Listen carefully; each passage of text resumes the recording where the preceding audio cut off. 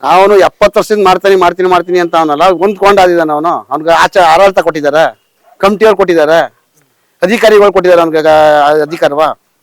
ನಮಗೆ ಕೊಟ್ಟವ್ರ 6 ಜನ ಕುಟುಂಬದವ್ರಿಗೆ ನಾವು ಮಾಡ್ಕೊಂಡು ಹೋಗ್ತಾ ಇದೀವಿ. ಇವತ್ತು ನಮ್ದಾದೆ ಏನ್ ಬರ್ಬೇಕಾದ್ರೆ ಇವ್ನು ಏನ್ ಕಾರಣ ಬರ್ತಾ ಇದ್ದಾನ? ಇಂತ ಏನ್ ಅಧಿಕಾರ ಇದ್ದದು? ಇಲ್ಲ ಅವ್ರ ಅಪ್ಪ ಕೊಂಡಾದಿದ್ದಾನೆ, ಇಲ್ಲ ಅವ್ನು ಕೊಂಡಾದಿದ್ದಾನೆ, ಯಾವ್ದೋ ಒಂದು ರಿಕಾರ್ಡ್ ಕೊಟ್ಟು ಹೇಳಿ ಅವನು ಯಾವ್ದಕ್ಕೋಸ್ಕರ ಬರ್ತಾ ಇದ್ದಾನೆ? ಇವ್ನು ಅಂತ ಮುತ್ತ ಭಾಗ ತಗೋಬೇಕು. ಬಾಕಿ 5 ಜನ ಕುಟುಂಬದವ್ರಿಗೆ ಯಾಕೆ ಕಷ್ಟ ಕೊಡ್ಬೇಕು ಇವನು? ಆಗಿನಿಂದ 70 ವರ್ಷ ತಂದು ಭಾಗ ತಗೋದು ಏನ್ ಮಾಡ್ತಾ ಇದ್ದ ನನ್ನ ಮುತ್ತವ? ಒಂದವಾರ 2 ವಾರ ಮಾಡ್ತಿರ್ಲಿಲ್ಲ ಆಚೆ ವರ್ಷ ಅವನು ತಪ್ಪುಗುಡಿ ಒಳಗೆ ದುಡ್ಡುಗೋಸ್ಕರ ಮರ್ದು ಬೀಳ್ತಾ ಬಿದ್ದಾನೆ. ಈಗ ಜನ ನೋಡ್ಬಿಟ್ಟು ದೇವಸ್ಥಾನ ಬಣ್ಣ ಸುಣ್ಣ ಮಾಡಿದ್ರು. ಯಾರು ಮಾಡಿದ್ರು? ನಮ್ಮ ಮಾಡಿದ್ರು ಕಿತ್ಕೊಂಡು. ರಘುವಯ್ಯನವರು ನಾವು ನಿಂತ್ಕೊಂಡು ಈ ಬಣ್ಣ ಸುಣ್ಣ ಎಲ್ಲ ಮಾಡಿ ಜನಗಳು ಬರೋಂಗ್ ಮಾಡಿದ್ರು. ಅಂದನ ಮಾಡ್ತಾ ಇದ್ದಾರೆ. ಈಗ ಎಲ್ಲ ಬರೀ ಚಿತ್ತಪತಿ ಕೆಲಸ ಮಾಡ್ತಾ ಇದ್ದಾರೆ ಸಾಯವರು ಎಲ್ಲ. ಯಾವ್ದೊಂದು ಅವ್ನ್ ಪೂಜಾರಿ, ನಾನ್ ಪೂಜಾರಿ, ಅವನೆಲ್ಲ ಪೂಜಾರಿ, ನಾನು ಪೂಜಾರಿ. ಇಲ್ಲಿರೋದು 6 ಕುಟುಂಬದವರು. 6 ಕುಟುಂಬದವ್ರಿಗೆ ಈಗ 12 ಕುಟುಂಬ ಆಗದೆ. 12 ಕುಟುಂಬದಲ್ಲಿ ಎಲ್ಲಾರು ಜನ ಮಾಡ್ತಾರೆ, ಇಲ್ಲ ಜನ ಮಾಡ್ತಾರೆ. ಹಂಗ್ ಮಾಡ್ಕೊಂಡು ಹೋಗ್ಬೇಕು. ಬಾಕಿ ಪೂಜಾರಿಗಳಿಗೆ ಆಗ್ತದೆ ಕೊಡ್ಬೇಕು ಇವನು. ಸರ್ ಭಾರಿ ಚಿತ್ತಪತಿ ಮಾಡ್ತಾ ಇದ್ದಾನೆ. ಮಂತವ್ರು ಈ ಕಡೆ ಏನ್ ರಿಕಾರ್ಡ್ ಇದ್ದು 70 ವರ್ಷ ಏನ್ ಮಾಡಿದ್ದಾನೋ? ಕೋರ್ಟ್ಗೆ ಹೋಗೋರು ಹೈಕೋರ್ಟ್ ಎಲ್ಲ ಏನಂತ ನನ್ನ ಕೊಂಡಾದಿನಿ ಅಂತ ಒಂದ್ ಕೊಂಡ ತೋರಿಸ್ಕೊಟ್ಟೆ ಆಗಿರೋದು. ಕೋರ್ಟಲ್ಲಿ ತೀರ್ಮಾನ ಮಾಡ್ಕೋಬೇಕು, ಬರ್ಬೇಕಿಲ್ಗ ತಗೊಬರ್ಬೇಕು ಅವ್ನು ನಂದದೇ ಅಂತ. ನಮ್ಮ ಈ ಕುಟುಂಬದ ಪೂಜಾರಿ ಕುಟುಂಬ ನಮ್ಮ 3 ಸ್ಥಳ ಮನೇಲಿ ಕಳೀತಾ ಇದ್ದಾನೆ. ಅಮ್ಮನ್ಗೆ ಬೆಳ್ಳಿ ಕಾಚಾ ಮಾಡಿಸಿದ್ರು, ಯಾರು ತಿನ್ಕೊಳ್ಳಿಲ್ಲ.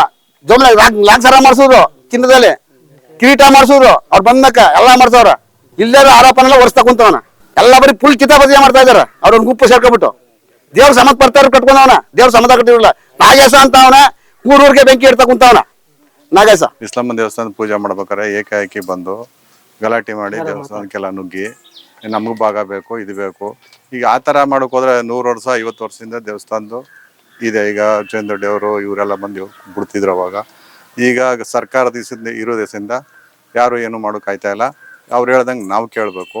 ಇವರು ಕೋರ್ಟು ಕಚೇರಿಗೆ ಹೋಗವ್ರೆ. 6 ವರ್ಷದಲ್ಲಿ ನಮ್ಮ ಜೊತೆಗೆ ಬಂದು ದೇವ್ರು ಮಾಡಿದ್ದಾರೆ. ಈಗ ಏನು ಮಾಡವ್ರೆ, ನಮ್ಗೆ ಸಪ್ರೇಟ್ ಭಾಗ ಬೇಕು, ಕೋರ್ಟ್ಗೆ ಹೋಗಿ ಕೋರ್ಟಿಂದ ತಗೋತೀವಿ, ನೀವು ಏನು ಮಾಡ್ತೀರಿ ಅನ್ನೋ ಲೆಕ್ಕಾಚಾರದಲ್ಲಿ ಅವ್ರೆ. ಅಲ್ಲಿಂದ ಮೊಡ್ಡೆಕಾಳರು, ಅಲ್ಲಿಂದ ಇವನು ನಂಜಿಯವರು, ಶಿವರೇಶ ಬೋಗ್ಲಾಪರದ ಮಗ ಸುರೇಶನ ಮಗ ನಂಜಿ, ಅವರೆಲ್ಲ ಕೋರ್ಟ್ಗೆ ಹೋಯ್ತೀವಿ ನಾವು. ನಮ್ಮ ಜೊತೆಲಿ ಆಲ್ರೆಡಿ ಪೂಜೆ ಮಾಡಿ 6 ವರ್ಷದಲ್ಲಿ. ಈಗ ಅವರು 3 ಜನ ಸೇರ್ಕೊಂಡು ನಮ್ಗೆ ಭಾಗ ಸಪ್ರೇಟ್ ಬೇಕು ಅಂತ ಹೋಗವ್ರೆ. ರಘು ಸರ್ಗೆ ಪ್ರೆಜರ್ ಕೊಟ್ಕೊಂಡು ನಮ್ಗೆ ಭಾಗ ಕೊಡಿ ಅಂತ ಹೇಳಿ, ಪಾಪ ಅವ್ರದ್ದೇನು ಪ್ರಾಬ್ಲಮ್ ಇಲ್ಲ, ನೀವು ದೇವ್ರು ಒಟ್ಟಿಗೆ ಮಾಡ್ಕೋಗಿ ಅಂತ ಹೇಳಿ ನಮ್ಗೆ ಮಾಡಿದ್ದಾರೆ, ಬಿಟ್ಕೊಟ್ಟಿದ್ದಾರೆ. 6 ಕುಟುಂಬನೂ ಅನುಸರಣೆ ಎಲ್ಲ ಕರೆಕ್ಟಾಗಿ ಪೂಜಾ ಪುಸ್ಕರ ಎಲ್ಲ ಮಾಡ್ಕೋದು, ಏನು ತೊಂದರೆ ಇಲ್ದಂಗೆ ಹೋಯ್ತಾ ಇದೆ. ಯಾವುದು ಪ್ರಾಬ್ಲಮ್ ಇಲ್ದಂಗೆ ಮಾಡ್ಕೊಯ್ತಾವ್ರೆ.